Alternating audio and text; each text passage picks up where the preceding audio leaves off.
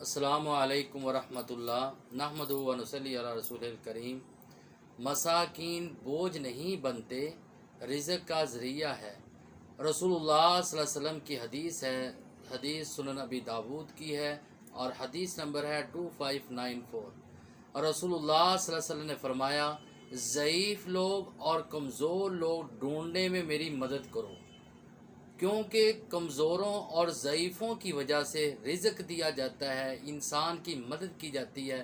اس وجہ سے سید الانبیاء رسول اللہ صلی اللہ علیہ وسلم نے بیان فرمایا کہ ہمیشہ کمزور لوگوں کو کھانا کھلانے کی وجہ سے، مساکین کو کھانا کھلانے کی وجہ سے، مسافروں کو کھانا کھلانے کی وجہ سے، ان کی مدد کرنے کی وجہ سے اللہ رب العزت انسان کے رزق کے اندر اضافہ فرماتا ہے، کبھی رزق کے اندر کمی نہیں کرتا۔ آج اگر ہمیں کسی غریب کو کھانا کھلانا پڑ جائے، کسی مہمان کو کھانا کھلانا پڑ جائے، کسی مسکین کو کھانا کھلانا پڑ جائے، تو اس کا یہ ہوتا ہے کہ میرے رزق میں کمی ہو جائے گی، میرے کھانے میں کمی ہو جائے گی، بلکہ نہیں، اللہ رب العزت انسان کو مساکین، کمزور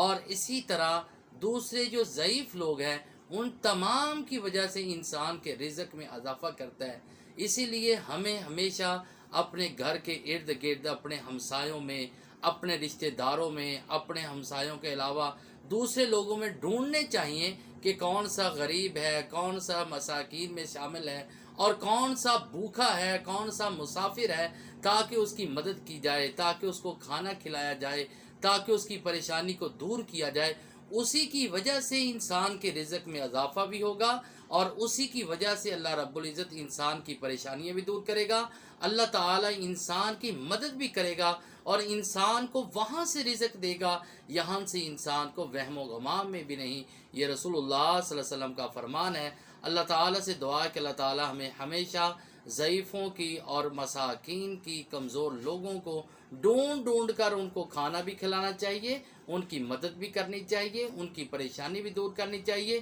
تاکہ ان کی وجہ سے اللہ تعالی ہمارے رزق میں اضافہ فرمائے۔ اللہ تعالی ہمیں اس پر عمل کرنے کی توفیق عطا فرمائے، آمین۔